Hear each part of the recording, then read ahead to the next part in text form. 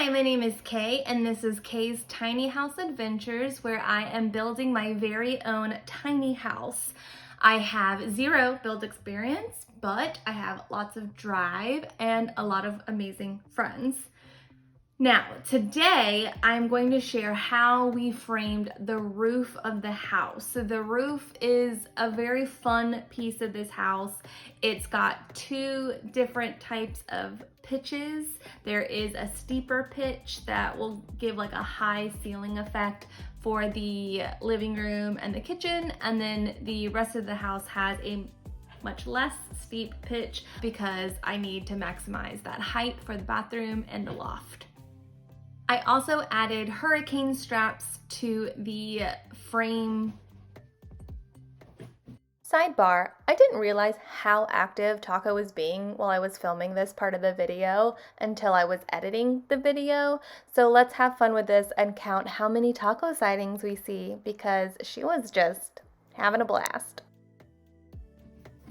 I also added hurricane straps to the wall frame so that had additional strength. Today is December 30th, 2023, and I am working on the hurricane straps on my walls. Doug did this one as an example. So you see we're using the top three here and the side three here to not split the wood, and I am copying that. I got one more for this guy.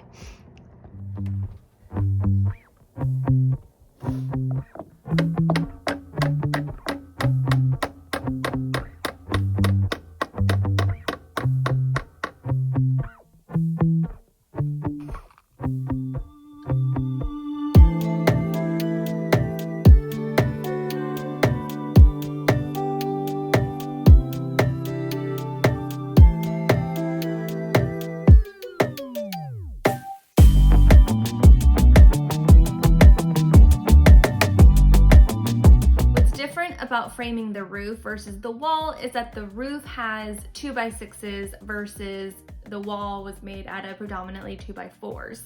So it's a lot heavier, and because of the different pitches, I had to cut a lot of angles. So doing that angle work was really interesting.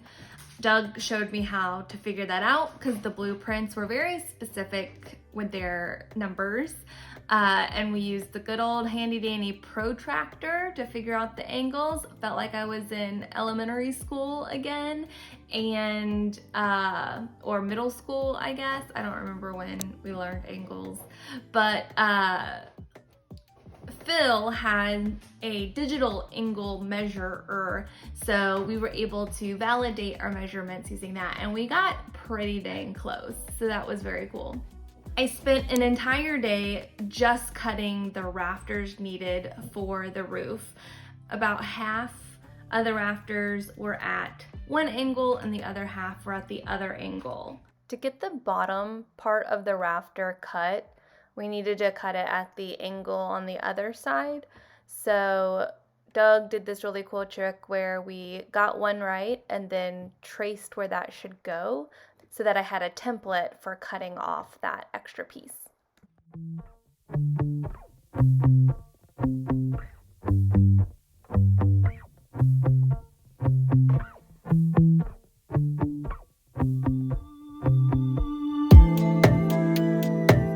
The blueprints called for 5 4x4s to be the ridge supports across, so the shorter side of the trailer going across that way. And we could not find any 4x4s that were not pressure treated wood, which makes sense. I think the more popular use case is for like fence post or some sort of outdoor post.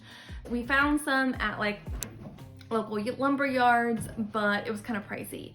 So Doug came up with a brilliant solution that we would just put together two 2x4s and have a 1/2 inch plywood piece in between and just create that 4x4 structure.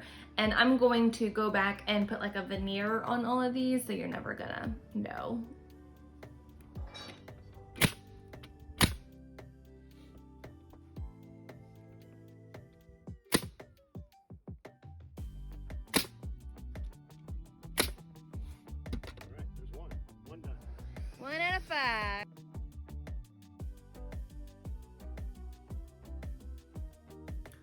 There was also a question of we could put the sheathing on the walls to give it some extra strength before we put up the roof. However, we ended up deciding to put the roof on first. The sheathing I got is kind of like, it's not Tech Shield, but that's the name brand, but it's the same kind of thing. So it's OSB with that silver side on it. It's supposed to retain temperature within the home, so it doesn't get too cold and it doesn't get too hot. Phil's job was to mark on the header plate of the wall where the roof rafter should go. And so figuring out some of those measurements were kind of tricky, but Doug and Phil talked it out and figured it out. 5, 7 and blah. I can measure this now. Sure. So, because I'm wondering, It's a 9. like, do we just blindly lay it out the way they are? That's how I go. No. But I think it's. But I was thinking that if we go from that corner over and then do that, I think that'll work. So, this is 16 to the center of this one. Right. So that isn't even going to work because 2 sheets aren't going to get past the edge. 2 sheets aren't going to make it past the edge. Which is probably why they just. But that makes it look like they're pictures where they show that roofing on there.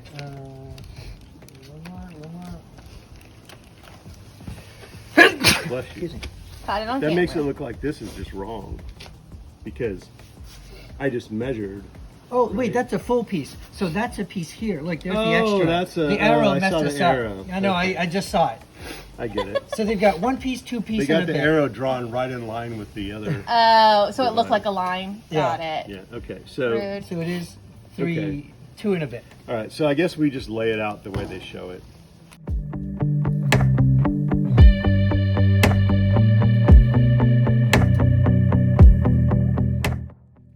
I got a really sweet Christmas present from Doug and Debbie, which is my handy dandy hard hat. I love this hat. It's surprisingly comfortable and I feel much safer now that I have it. I also took a stab at using the handy dandy nail gun that we got for Doug for Christmas, and it is pretty freaking awesome. I made the king post that we used for the ridge support to the ridge beam. We had to raise the roof. Look, it's not that difficult. You just get up, take one hand, the other hand, and just raise the roof. The roof beam supports just a little bit, so Doug built little blocks that we could screw into the wall and thus screw in the ridge beams.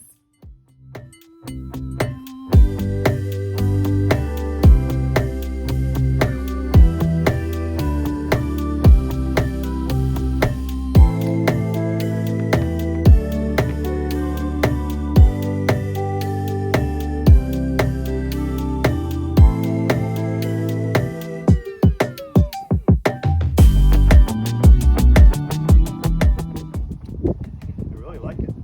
Yay. How about you? I love it. Love it. There were some areas where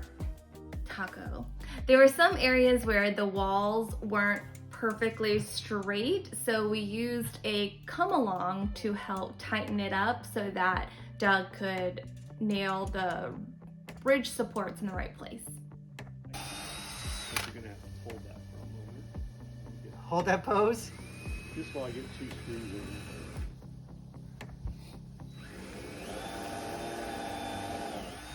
Now the ridge beam goes across long ways across the entire trailer. So it is a 32-foot long beast. It's 2 2x6s that we nailed together, but they are, what do you call it? Like this. Every 4 feet. We decided to put it together in 2 pieces and then combine them once they were already up on top of the ridge supports that we had already installed.